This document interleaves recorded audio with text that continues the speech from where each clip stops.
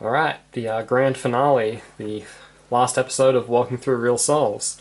And today we'll be looking at 5 solves with an aspect to them that I would consider unconventional.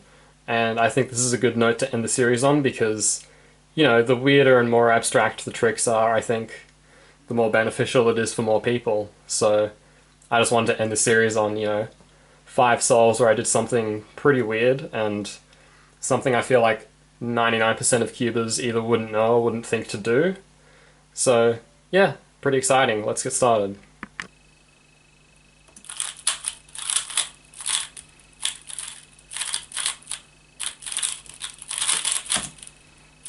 First solve, and for this one I did a blue X-cross. I noted this edge here solved, and you also see this corner edge pair attached to it, but I actually didn't make the X-cross with that. I used this pair here, as well as this edge going in here nicely, which I'll demonstrate in a sec. And then there's this cross piece back here. So the way I did this is I first moved this pair slash cross edge over here, opposite to this one, and then an R2 F prime to solve these two and also put this edge in place.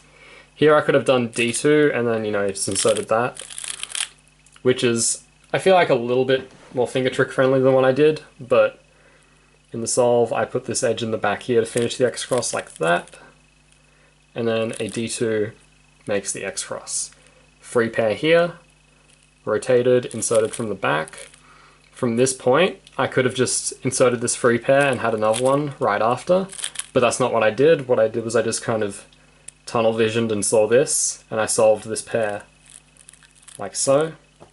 Bit of a weird trick, but so basically the edge is across from where it needs to be and flipped, or at least not flipped, but like the edge is not oriented, and then the corners here with cross color in front.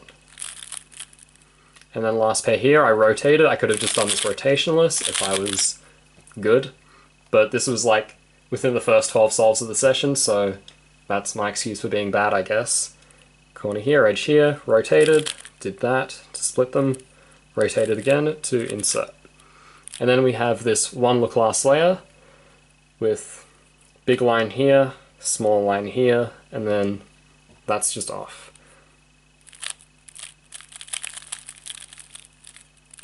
And that's what it looks like. So that was the first solve.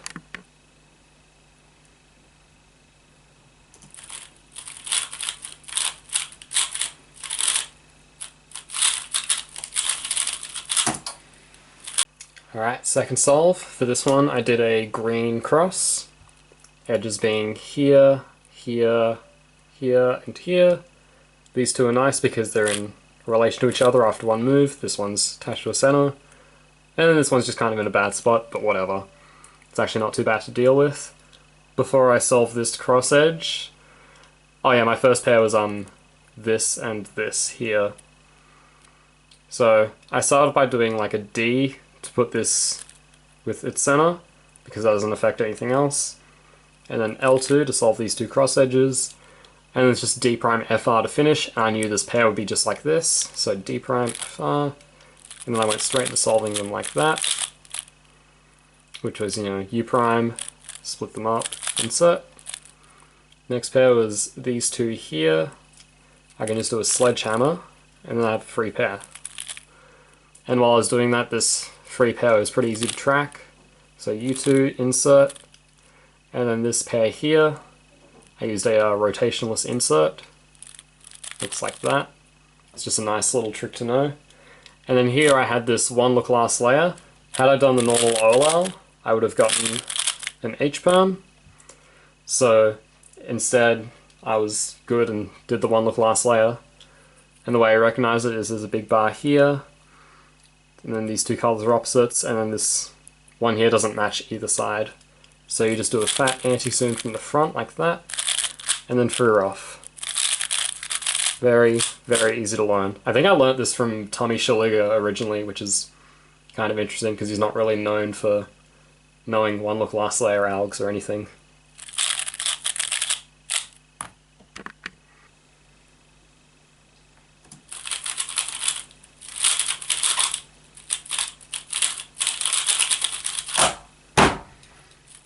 Okay, so this third solve was pretty stupid, honestly. Having not only a cross skip, but a cross skip with 3 corner solves. So it's pretty much almost a layer skip. And I don't know if this is even good or not, because like the F12 options were a bit weird, but I was able to make something out of it. So what I did was, I noticed this pair here, so I just did this, and then I did this pair, which I tracked inspection, and then I knew, since, you know, all of my solving of these 2 pairs would be 2gen, this edge would stay in place, meaning if I brought it over here I could solve the last 2 pairs with a U-perm. So I almost one-looked F12. I had to do a little track work with this, but everything was more or less planned from the get-go. So I started by solving that pair like that, and then these 2 like that. In case you didn't see, it's just split up. Insert, they're both pretty easy inserts, so I won't show them again. And then to solve these 2 edges here, I did a U-perm like that. And then even better, by this point I had through off, which I think I locked up on, and then U2 T-perm, and then +2 because lol. But yeah, so that was not unconventional because of anything fancy I did, or I guess the U-perm trick for F12 was a bit out there. But yeah, just really unbelievably stupid scramble.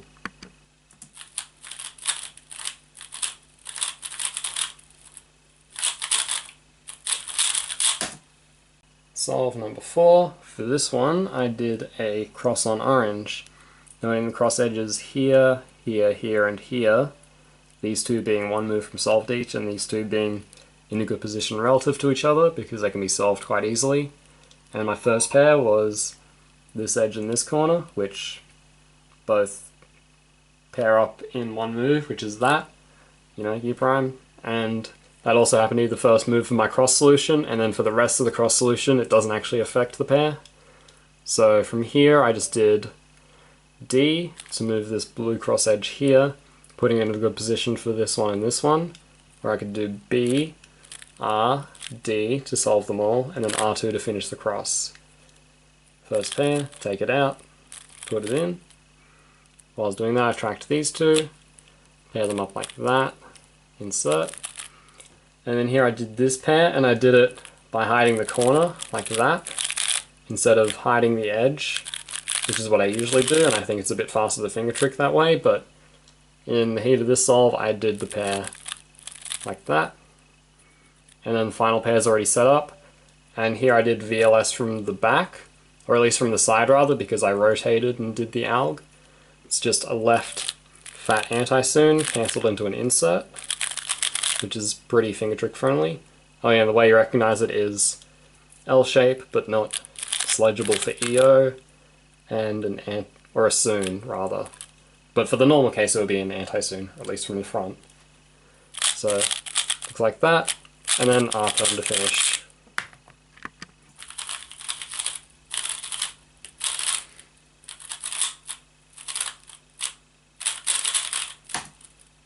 Last solve of the series. For this one, I did a cross on orange. These 2 are solved in correct relation to each other. This cross edge is here, which is a decent position, as is this one. And again, the cross can be solved 2gen with just R and D moves, leaving this 2x3 block of information to be preserved.